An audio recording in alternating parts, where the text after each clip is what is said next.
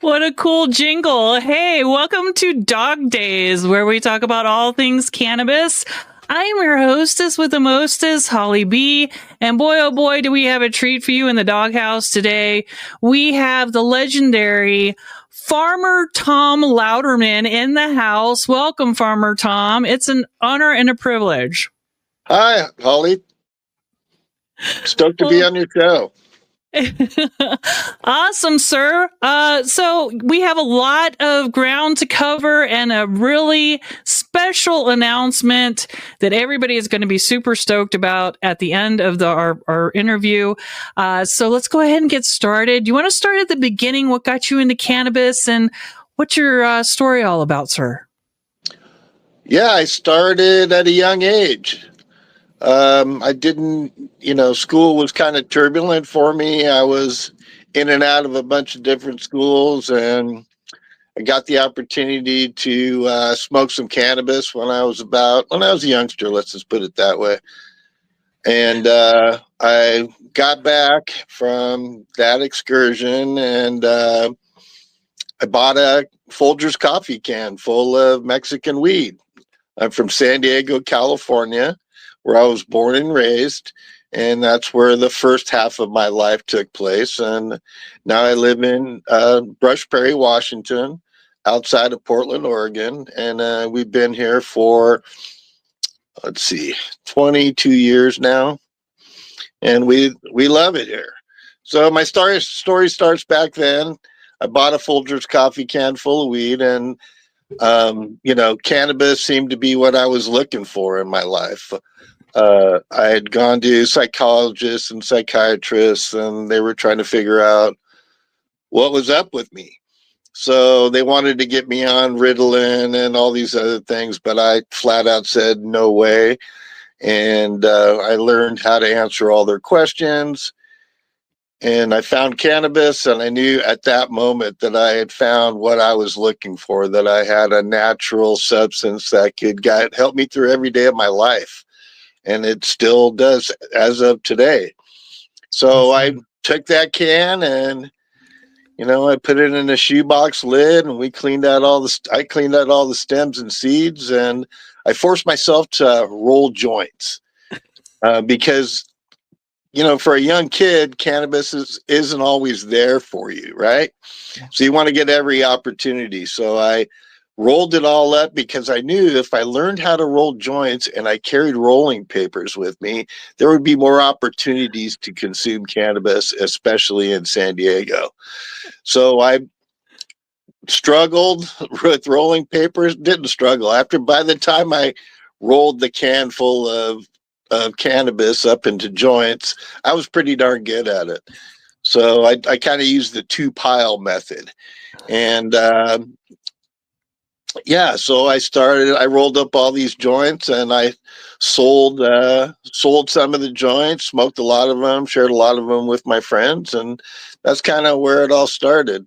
By the time I was 16 and I got my driver's license, I found Mount Helix in San Diego, where there's an amphitheater up on top and a big cross up there. So up there, they would sell, it was like an open air cannabis market and mushroom market, and kind of a drug market for the most part, but they weren't selling meth or anything. It was just mainly cannabis and mushrooms and hashish and those types of things. There was probably a little acid going around too back then in the 70s. So I started hanging out up there, slinging a little bit, met the top guy with the best weed and the best prices. And, that kind of started my journey, and part of my journey in cannabis. So I had, by selling it, I always had a supply for my medical needs. Yeah. And I had some run-ins with the police in Mexico. We were big surfers, and this is back down when Upper Baja really didn't have much going on, a bunch of dirt parking lots, and we finished surfing for that day, and the federales pulled up behind us and searched my car and found my bamboo bong, and yeah, they confiscated it, and they confiscated a little bit of weed that we had, and they took us back to the Federale station in Rosarita, and one of my mom's friends, and so yeah, they got me out, and I still had like 3 joints in the ashtray. So my Volkswagen. So I decided, well, I'm gonna get in trouble anyways. We might as well still go surfing. So we went and surfed for the afternoon, and then headed back across the border. And of course, I heard a little bit about it, but not too much. And then I was surfing again a few months later in Ocean Beach in San Diego. And I was surfing the pier, and the pier was kind of a place where people were selling. It was like an open air cannabis and mushroom and, illicit product market. And I got out of the water, and they were doing, I didn't realize, but they were doing some sort of sting operation. And this guy followed me to the car, and he says, I'm looking for some marijuana. You got any marijuana? I'm all, no, man. I go, yeah, just give me a few seconds here. I'm trying to get out of my wetsuit and get ready. And, he kept on really hounding me. And so I go, I think I got a couple Thai sticks in here.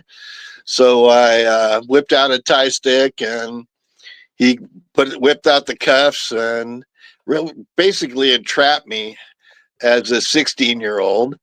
And I got in trouble for that. I think I got some probation from the court system, and my parents wouldn't let me go to the Led Zeppelin concert. It was pretty traumatic for a little surfer kid from San Diego. And yeah, so that's kind of my early days. Yeah. I started growing when I was about that same age, because Mexican was coming across the border, and I was a landscaper, and we had plastic pots and compost. So I just started throwing the seeds in there and see what was going on, because I wanted to grow my own, because I could support and I felt better about growing my own than I did about smoking Mexican cannabis, because back in the day they're sparing paraquat. And one of my friends, Roger Hersey, his grandfather had a little greenhouse in back, and he didn't want to smoke in paraquat either. So he would grow marijuana for us in this little greenhouse behind the house of his house. And so he would also make us these bamboo bongs with soapstone bowls. That's going way back. So as that bong got confiscated in Mexico, but yeah, that's those are my early days. I pretty much consume cannabis every day for my medical. It just kept me balanced, and I knew I could get through every day using cannabis. So it's always been medical for me. Yeah. It's always been a therapeutic that I use daily, and it's got me to this point in my life. Let's see what else. So I lived in once I turned 21, I lived in Hollywood for a while, and I was still slinging weed. And I lived right off the Highway 101 and on the Hollywood side, on the Cahuenga exit. So right at the bottom of the Cahuenga exit, there was an apartment building, and I lived there and in the apartment building for pretty much for the next 10 years, on and off a couple other places, but I always ended up back there. And so I was running pounds of Mexican up from San Diego in my Volkswagen with my surfboard, and I generally stuff it in my wetsuit up underneath the hood.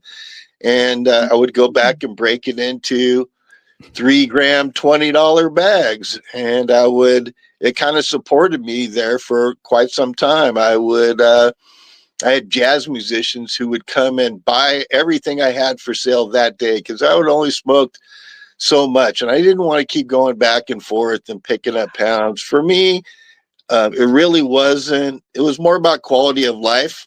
Yes. For me, because cannabis always enriched every experience, from surfing to skateboarding to going out to the clubs when I lived in Hollywood. It just enhanced my life experience, and it really made life doable for me. There you go. So I did that for a bunch of years, and Hollywood would get hectic, and I spent a lot of time traveling in Mexico in my early youth. It was mainland from when I was 18, right when I got out of high school, up until I was like 21, and it just got mainland Mexico got pretty crazy. The cartels were very active even back in those times. I remember driving through Culiacan, which is world famous for the Sinaloa cartels. Even back in the late 70s, it just had this scary vibe, where when we would travel to Mexico, we'd buy like an old Chevy Nova or something and pull out the back seat and go really incognito and stuff all the surfboards in the car. And we'd wear ball caps. And when we went through sketchy towns, especially like Culiacan, we, put our hat down and didn't look at anybody and just drove through town as quick as we could. And I stayed in San Blas a lot of times down there. I met a lot of really good people down there. We also stayed at, I spent a lot of time on Punta Mita outside of Puerto Vallarta, which is like a luxury Four Seasons hotel with the Jack Nicholson golf course. And the story behind that was our friend Felipe kind of guarded the point out there. And he would let us stay out there on the point because the president of Mexico's brother was planned on building the Punta Mita resort that's out there right now.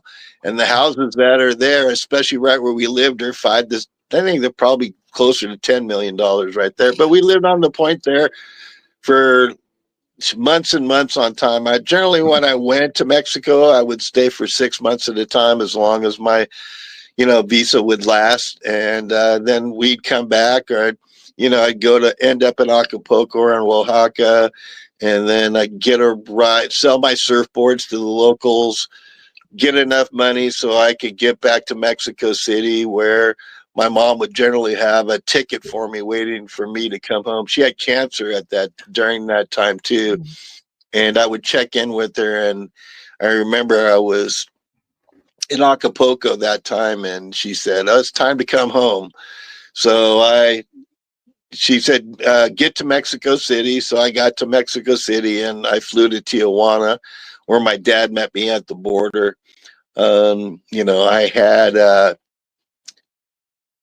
I had hepatitis. First, I had a staph infection in my toe from a sea urchin that I stepped on in Michoacan. And I thought I had got it all out, but I didn't. I was still in beach mode.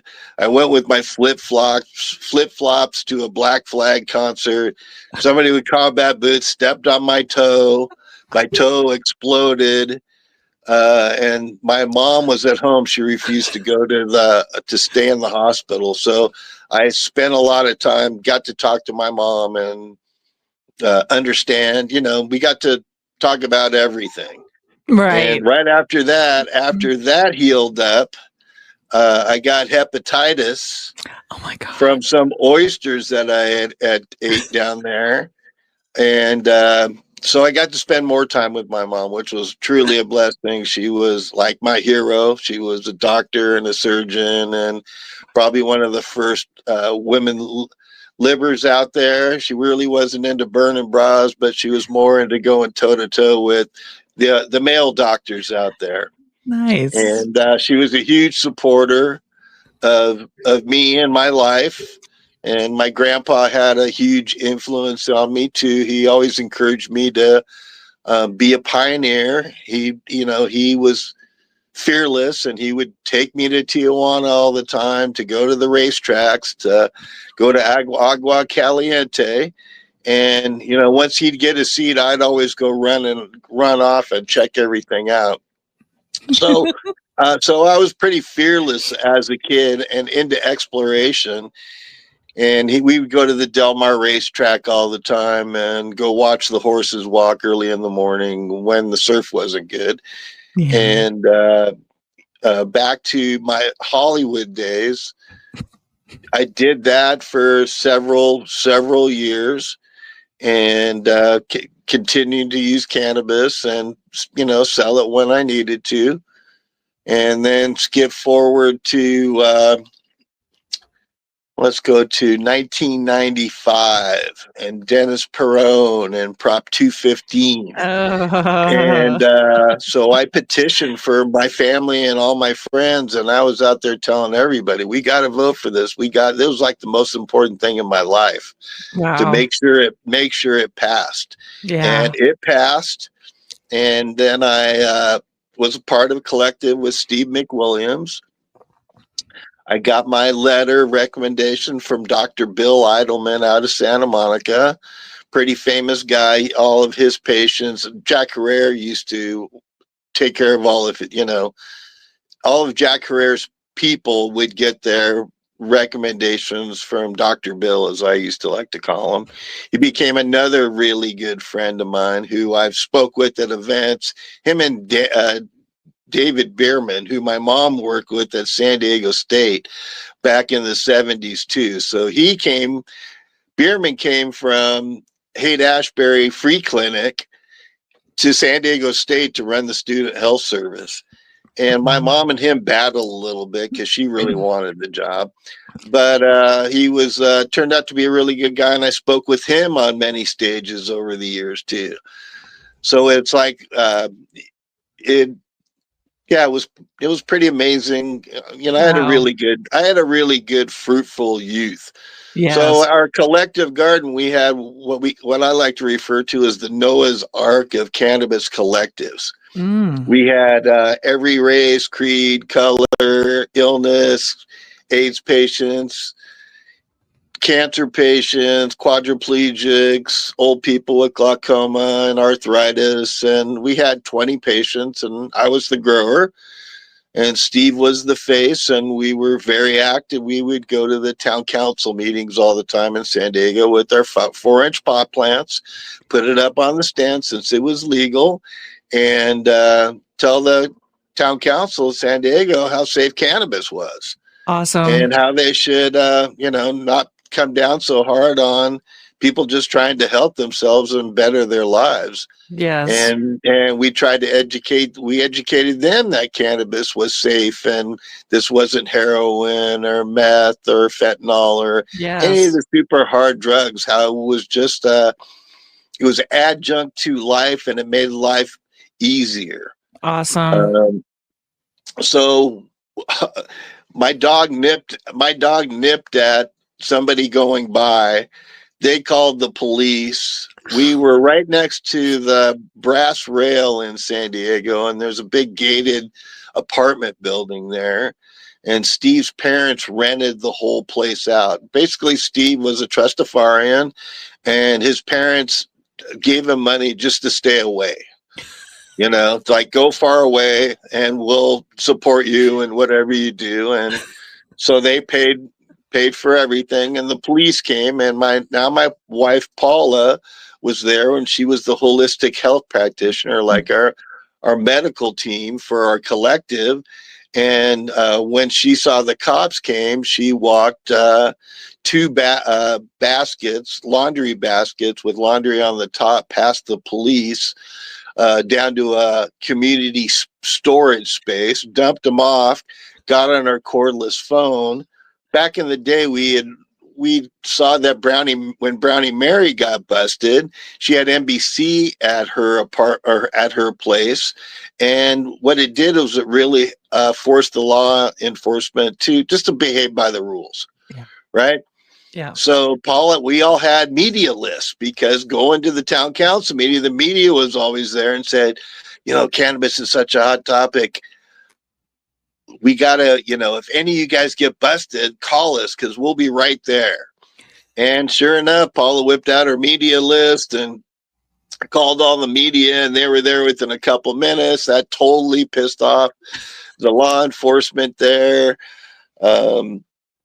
We had we had cannabis hanging. So Steve and I ripped it all off the stems and put it in a bowl and got our pipes. And we knew we were going to jail. So we smoked as much as we could while they were, trying to make up their mind if they were going to arrest us. And then the sergeant showed up and he decided, oh, we're going to arrest you. So they separated me and Steve and they told me, look, we really don't want you. You can go. And I'm thinking, no, I'm not going anywhere. Look, there's 20 people. We're all being by the law. We all have our letters of recommendation hanging on the wall. We're not breaking any rules. And their idea was, well, we're going to arrest you anyways and let the courts figure it out because we don't believe in this law that you guys passed. So it was high profile since all the media was there. And this is the beginning of cable TV and cable TV news. So back in the day, there was, ABC, NBC, Fox, whatever. And they would, what they would do is they would take the highlights from the night before or the hot topic of the week, and then they would run it every 15 minutes on the cable channel. Right. So for the next 4 or 5 days, 6, 8, 10 times a day, all you can see is me getting stuffed into the back, handcuffed and getting stuffed in the back of the police car, heading to jail. So since it was so high profile and we were pretty high profile, Normal gave us a free lawyer, Stan Arkey out of Los Angeles. And Stan Arkey out of Los Angeles. And so we organized a big protest for the day of our court date. And when we went, Paula was there with her. She was going to nursing school. She had already graduated as a holistic health practitioner, but she's basically a naturopath. In California at that time, they didn't allow them. So she showed up in her nurse's uniform, and we had 50 or 100 people protesting on the streets out in front of the courthouse. And before the trial, Stan finds me and Steve and says, come on over here. They're not going to press charges today. What they're gonna do is they're gonna, if either you make a mistake again, then they're gonna send you to federal prison for a really long time. Oh, so we felt that as a win. But after that, my life became more complicated. I mean, there's cops driving up and down my street all the time. They would follow me around. It just was bad. After that, Paula, I thought, man, this woman, I really need her by my side. So I needed it by my side. So we got together and, we've been together ever since. When I went to get my original letter recommendation, I was going to Dr. Eidelman, and I was in San Diego and he was in Santa Monica. I went past the nuclear power plant at the San Diego County line between San Diego and Orange County there in San Clemente. And all of a sudden I got super emotional and I was crying, and I thought, man, my life is never going to be the same. It was like a transformative moment in my life where I knew that when I go get this thing, my life is permanently changed and I'm off on my life's mission. So I went up there and got it, and really my life has changed for that. And my grandpa always instilled in me on being a pioneer and how he wished he could have been a pioneer in things. And he goes, do what you're passionate about. So I always thought about, well, what are you passionate about? Well, I'm passionate about marijuana and cannabis and the health benefits that it provides. And so after getting arrested, you're automatically a victim of the war on cannabis, drugs, like they like to say. And it opened up a lot of doors for me to speak at events. I spoke at Hemp Fest, and I spoke at I've been keynote speaker of all these events. yeah, it really opened up a lot of doors. So I wrote a book when we found our farm. So when we left San Diego right around 9/11, we had a trip planned because I was done with San Diego. I'm going, we're getting out of here. So and I've been doing surf contests up in Washington State at Westport. My cousin was vice president of Hiram Walker Liquor Distillers, and he would throw these contests. Instead of throwing golf events, he would throw these surf contests. And so I would go up there and drive play that video. It's a real good one. I would love to. Unfortunately, this platform doesn't like other platforms. It doesn't play well with others, unfortunately. Well, it's my personal. If you just play the video, press the play button. There's no music, and it's my video. That's amazing. Yeah. So this is a grow I did. Yeah, this is a grow I did for a customer of mine. It was 58,000 plants on 58,000 plants on 50 acres in Central Oregon.